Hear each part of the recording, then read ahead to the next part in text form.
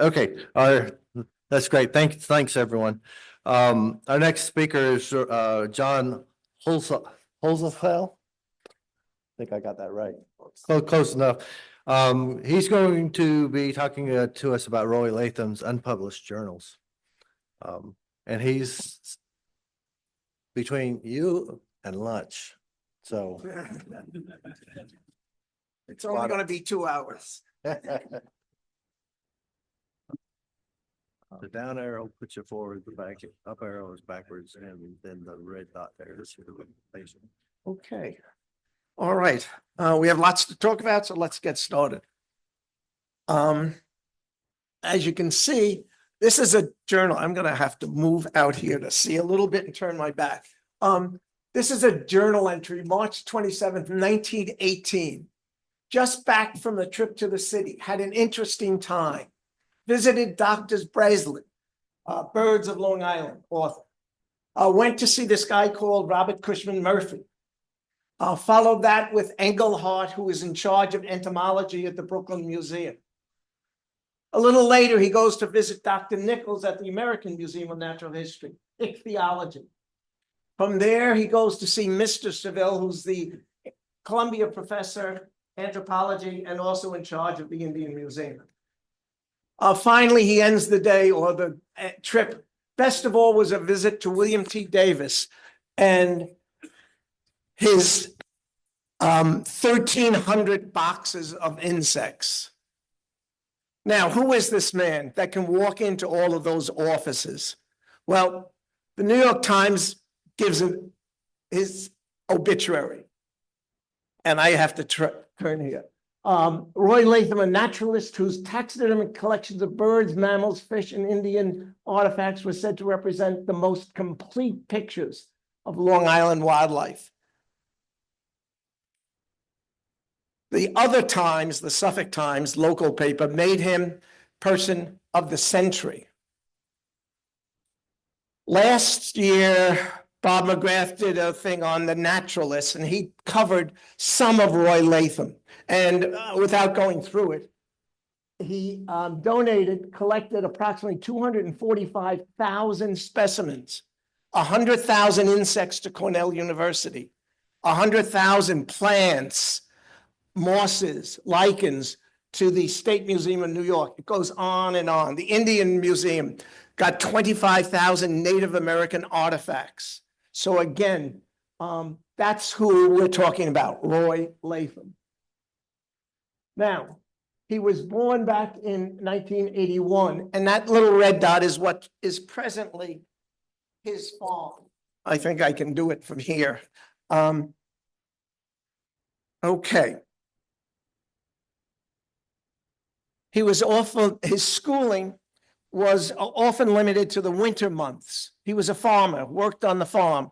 So his parents, they would let him go to school December, January, February. That was his education. Roy and his father and brothers were active commercial fishermen early in the 20th century. But his main money-making occupation was growing potatoes at his farm, the Osprey's Nest. Oops. And which he pursued until 1964. Just a quick look at his life. He is 19 years old, hunting at called Long Beach. Now it's Orient State Park. A little bit later, as he's growing older, on the left, he's over on Gardiner's Island. On the right, he's getting ready to be married. Whoops, I'm hitting the wrong button again. He did get married in 1931 at the age of 49. They had 3 daughters, Rosemary, Lydia, and Diana. We'll get to Diana a little later. After retiring from farming in 1964, he's now in his 70s, early 80s. He's still farming. He continued his intense lifelong labor of love, studying the natural history of Eastern Long Island. You can see part of his collection in the background.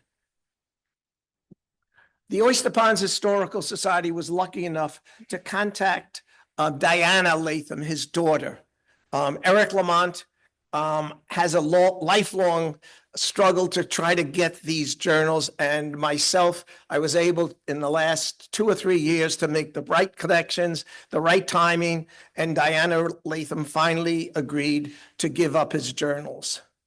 By the way, Eric and I had to put on hazmat clothes in order to go to the journal. We had to chase out the mice, the raccoons, the urine-coated books. It was quite a trip to get the journals out. This is what the journals look like, all right? These are paper journals for the first, 15 years or so. He wrote them down. That's what I just said. And this is what they look like. All right, this is one. If you're bored and try to read that, you can understand trying to transcribe it. May 14th, something, I don't know what it says. Week this spell, wet, clearing, some fog AM, goldfinch, 1. Baltimore, 1. Warblers, do you get the idea? It's a job to try to translate some of that. Luckily, he changed over to a typewriter. But he was very skimpy and his ribbons didn't always work out. And you can see he's changed the ribbon at the end of the day. That became difficult at times to even transcribe some of the text amounts. Here is one of the ones that you can read more clearly. And if you look, I am now able to write fully on the plant and moss kingdoms of East Marion. And it goes on that he's now talked to the state botanist. Here's a typewritten one. Again, there's a switch from the early first handwritten ones to the typewritten. The handwritten ones are a little bit more descriptive in what he's talking about. Once he starts typing, he tends to get a little bit shorter in his descriptions. And a lot of the stuff that he wanted to say is moved out into an article that he's writing, or a notebook that he's kept separate. Osprey nest, for instance. He has a whole separate book on osprey, how many eggs in each nest, how many nests are all in order. So he separated some of the work out. In the early years, it's all in his journals. A little bit later, it isn't. Again, you can see a list.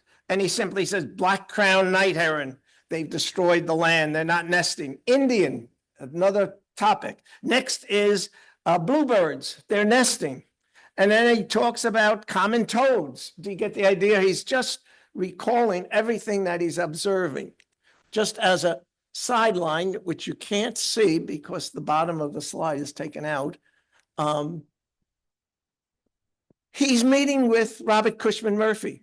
And they're going over to Gardiner's Island trying to say, maybe we can save this and make it a historical national treasure. And this is back in what's the top of the date? 27. And he's ahead of the game there. This is a copy. On the left is his daughter's homework. But you don't waste that paper. On the other side of that is his journal. On the right is the journal. But if I turn the page over, it's a letter from Audubon saying, hi there. So he saved everything. All right. You want to look at billings? Here's his farm billings. On the left is the term, and on the right, he's typed on the back of it. Unbelievably there. Now, let's go to his journals themselves. This would be one of the journals. And the reason I picked this one out is at the top of the page, it says Christmas Census, 1907. So he's keeping the Audubon Christmas Census beginning at the very beginning. And this is just one of them where he lists all of the birds and what's happening. Audubon, if you go to the Audubon's website, you look up here, one person, that's Roy Latham. And the list of all his things, that's 1904. Here's a quote from his journals, and he and his two brothers go out. He's the leader. The Christmas census, we took a Christmas time, bird lovers all over the country take them, and they are published in Bird Law. We always take them the Sunday before Christmas. Why? So we can escape the shooters that would be swarming through the woods and marshes on the holiday. 3 of us go out and make a full day and therefore covering all of Orient. Another Christmas count. Here is my 73rd Christmas bird count, 1900 to 1972. This count was, now he's in his 90s. This count was only on the farm and my sister-in-law's place in the village. I did not see the small flock of bobwhites. I know they're there. Back to the journal. Now, in this particular case, I did not transcribe that. All right, what I did is I took a picture of it and I placed it in the document. So if you want to go search it, you can look at it and blow it up and count all the little numbers yourself. This is a little bit better. You can see on the top, spring species, 85 species. And so he's a whole list of species and then columns, when they first arrived. A better look at this is this page. It's a double booklet. And in it, he calls both the spring and the fall migration. So what he's done, if you look at the blown up spring migration, 1913, the first time they appeared, how many? Second time they appeared, when they became common, when they nested, when they were last seen. And in this case, he does the fall migration. Regularly, every week or so, he'll write, here's all the birds I saw this week. How many of them? The little 0 next to it means they were singing. And all of this information. Again, he starts a list in this year. These are the birds I saw this year. And he keeps it for the whole year, listing every bird he saw for the whole year. I can't show you all of this, but you can imagine. Come on. If you want to get into that, just not birds, but here we're looking at, if you read the top, 16 species were added to the plant list this day. 10 fungi, 4 mosses, and 2 lichens. So again, he's collecting. I might point out that again, when I was transcribing, some of the genus species names are questionable. His typing sometimes was poor, but also he did things phonetically occasionally. And some of those species changed. I looked up some of them, but once you get into, lichens, you're in a world and there's a little rabbit hole that you go in. I was never going to get out of it. So I just skipped it completely. So they're rough. Here you can see again, a list of plants that he saw and some new to the state. So he had found them. But it wasn't just plants and animals. Indian relics. I hunted for relics on Barnfield. It's a field.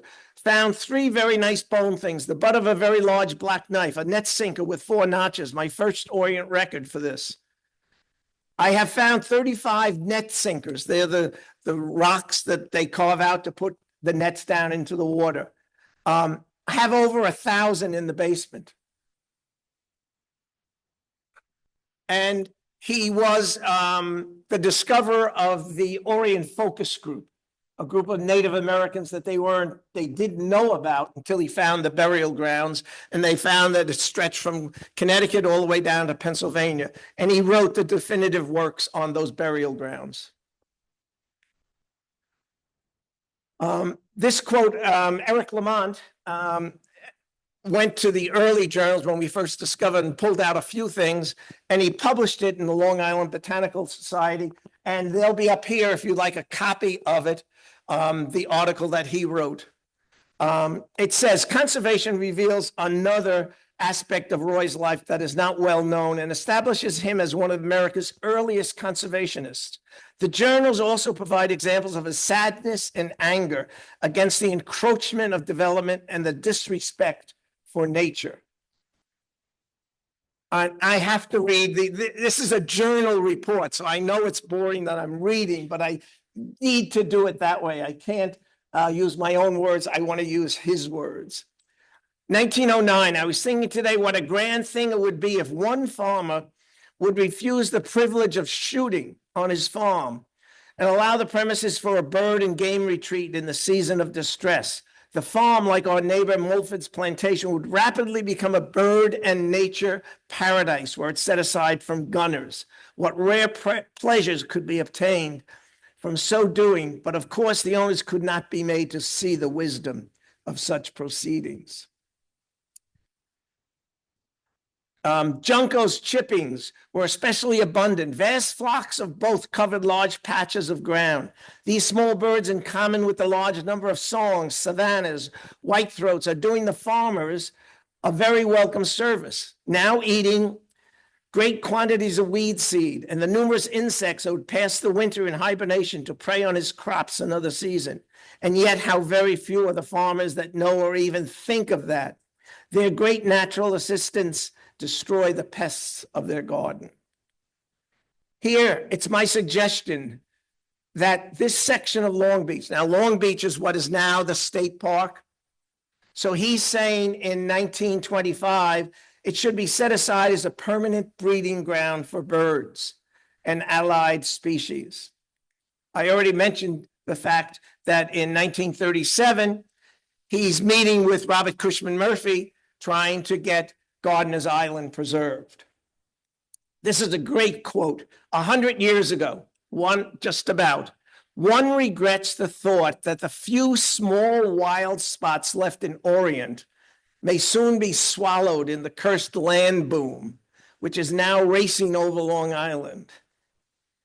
May the bubble burst before it takes everything from us. Three quick examples. Dr. Overton went with me to take movies of the terns, ospreys, night herons.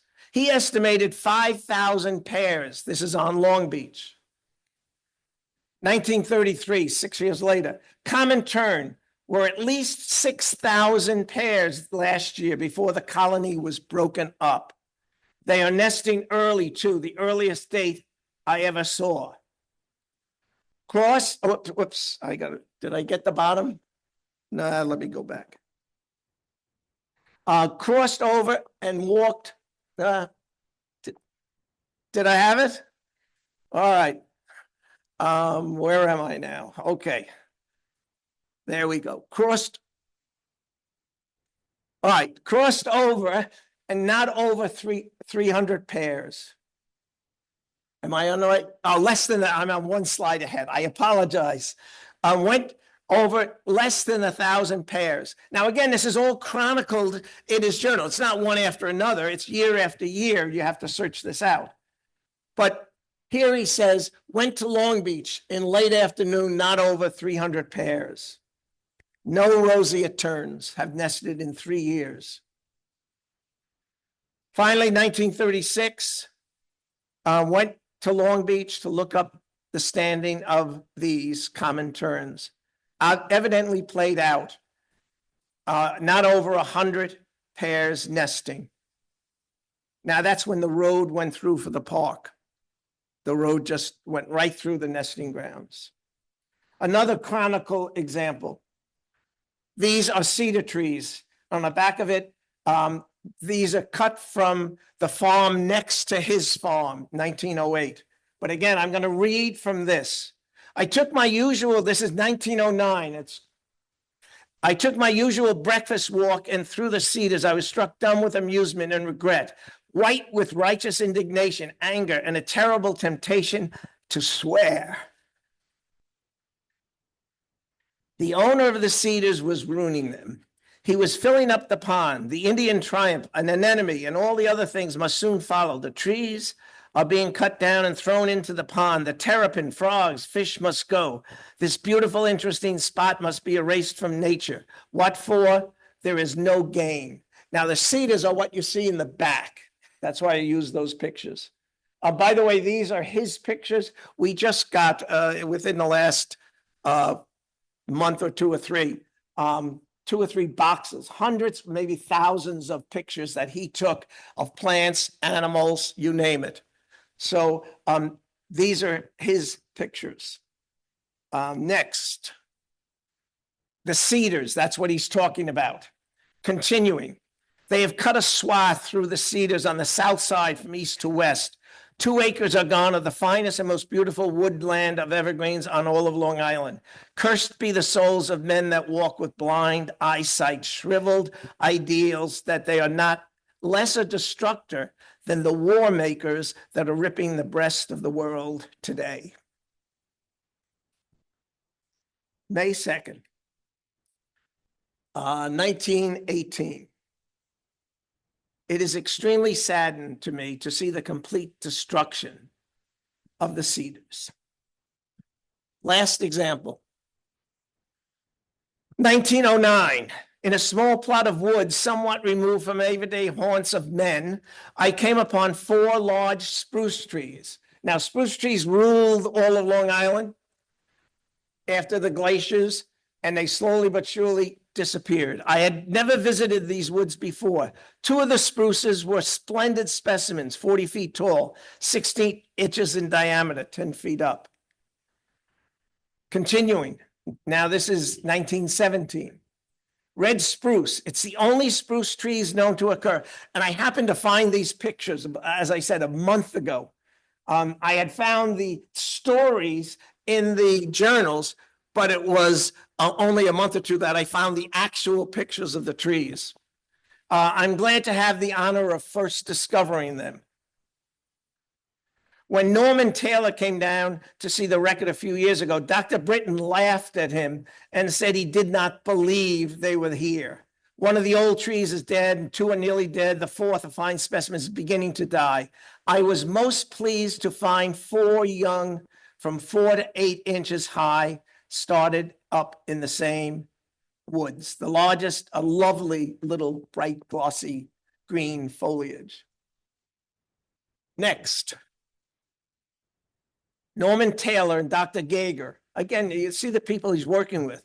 From Brooklyn Botanical Garden, came out and today went to the Red Spruce Station on Gidd's Island. Taylor says to him, this is the most interesting thing in plant life. The 4 young seedlings are now 10 to 22 inches in height and from 12 to 17 years old.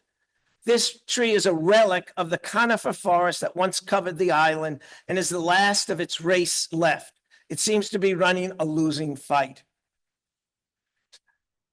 1922, the son of a gun, Wilcox, and his crowd of mosquito workers have let a fire go through Gidd's Island, and every one of the red spruce seedlings have burned to the ground. This is a crime, and the end is a sad one.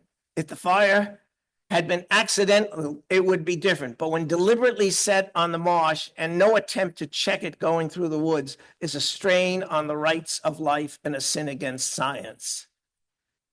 Again, you might recognize a picture like that.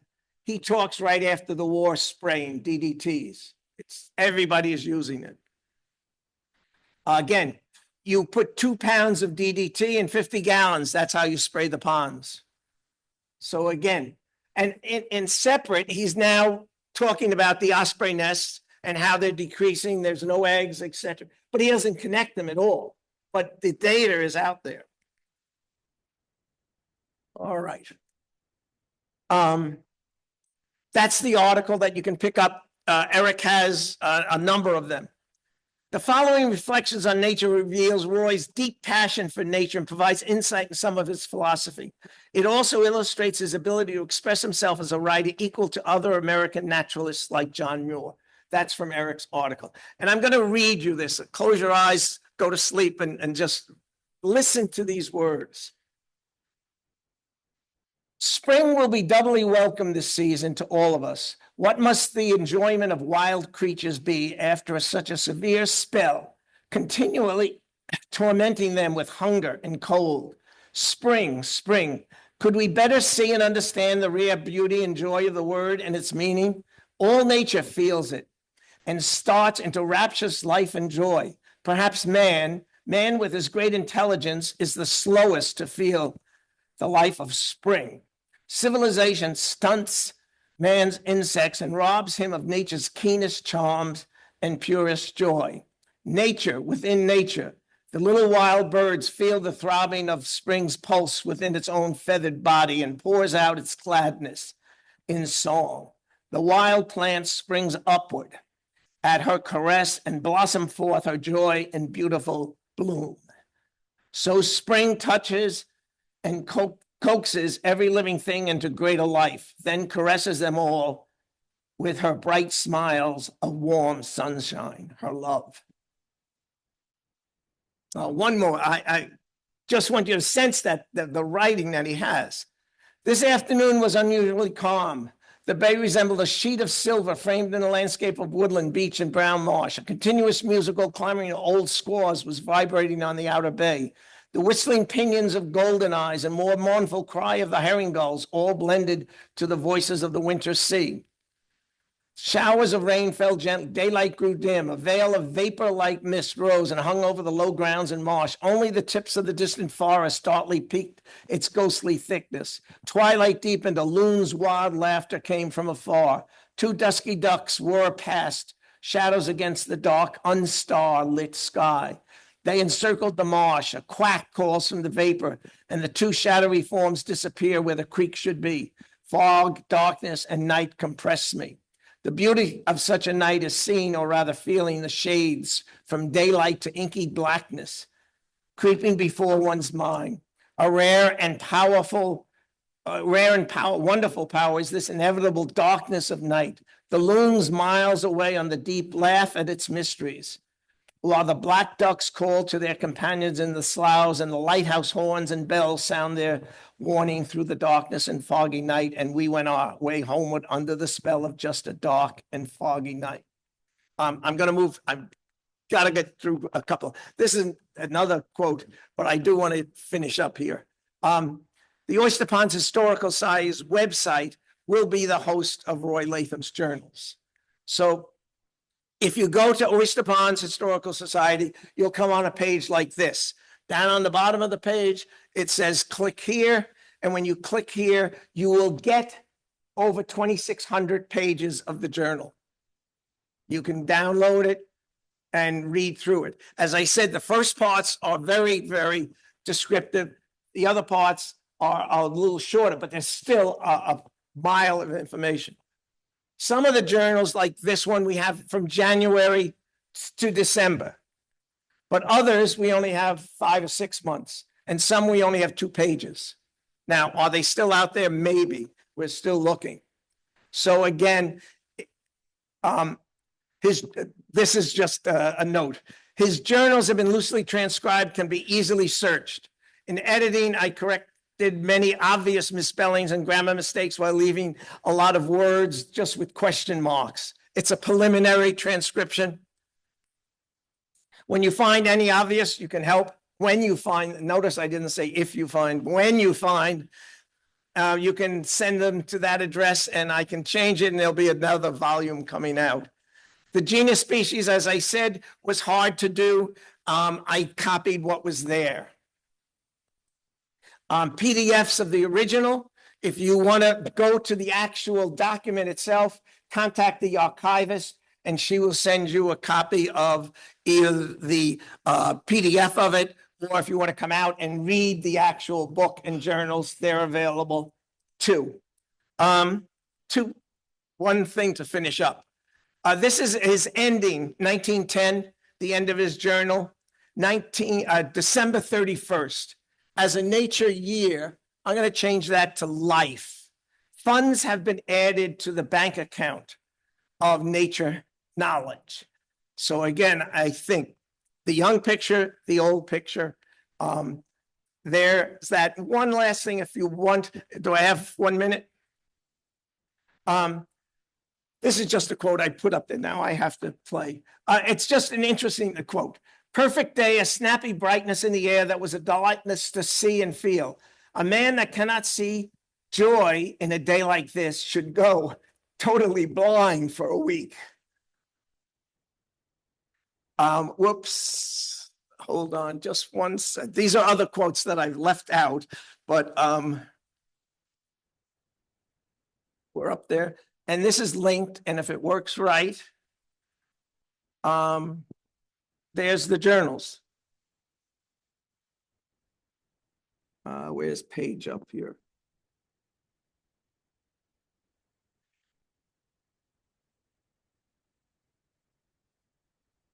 Page up, come on. Can you just, oh, what's happening then? This is the actual thing you would get. I got talking to Mike. This is the actual thing you would get when you went to the website.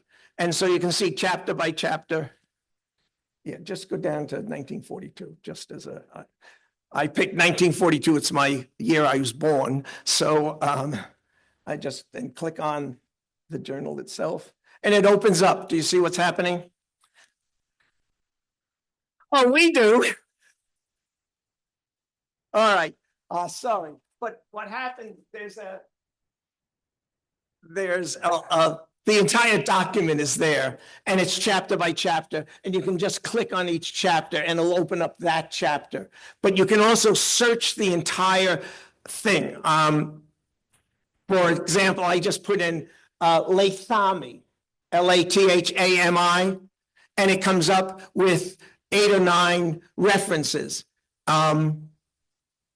Just to, if I can have 1/2 a minute. And if I type in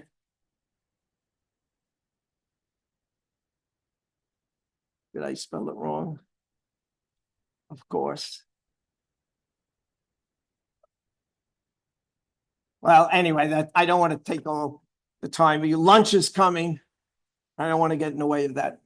Anyway, you can search it. You can figure out all sorts of different things from it. I just caution you, don't put in bluebird because you'll get 1,400 bluebirds. You know, use terms that you can work around. Anyway.